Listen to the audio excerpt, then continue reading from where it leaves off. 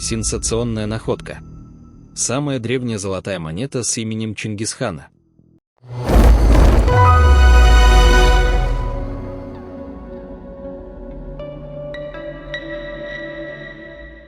Почти 800 лет назад была отчеканена золотая монета, которая сегодня считается одной из самых ценных реликвий эпохи Чингисхана.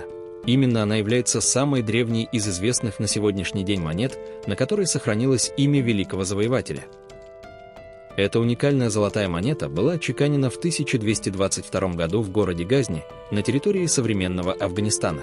В наши дни она хранится в коллекции Шанхайского музея и представляет огромную историческую ценность для исследователей всего мира. На одной стороне монеты арабской вязью выгравированы слова «Хан ханов», «Величайший и справедливейший Чингисхан». По краю монеты указано место и время чеканки. Отчеканена в Газни в 618 году по хиджре, что соответствует 1222 году нашей эры.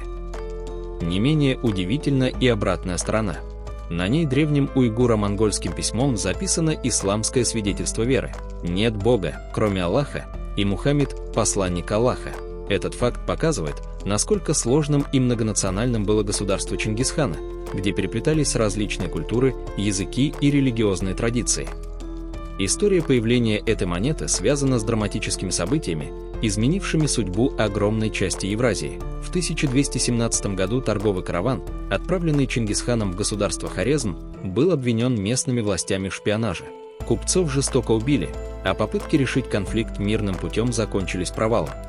Этот инцидент стал поводом для одного из самых масштабных военных походов Средневековья. Уже в 1219 году войска Чингисхана начали поход на запад.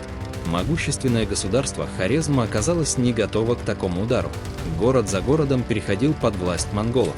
В 1220 году Хорезмшах Элла-ад-Дин Мухаммед, потеряв контроль над страной, бежал на остров в Каспийском море, где вскоре умер.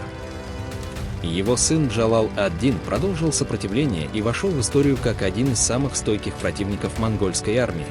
Однако после тяжелого поражения у берегов реки Инд он был вынужден спасаться невероятным способом. На глазах у преследователей прыгнул в бурные воды реки и сумел скрыться. Спустя некоторое время сын Чингисхана Угадей окончательно закрепил власть над Газни. В честь победы были отчеканены специальные золотые и серебряные монеты, которые стали символом новой эпохи. Эта золотая монета не просто редкий артефакт, она напоминает, что империя Чингисхана строилась не только на военной силе и завоеваниях. У нее была собственная финансовая система, государственная идеология, развитая торговля и огромное международное влияние. Небольшой кусочек золота сохранил память о событиях, которые навсегда изменили историю Азии и всего мира. Именно поэтому эта монета считается одним из самых важных свидетельств эпохи Чингисхана, дошедших до наших дней.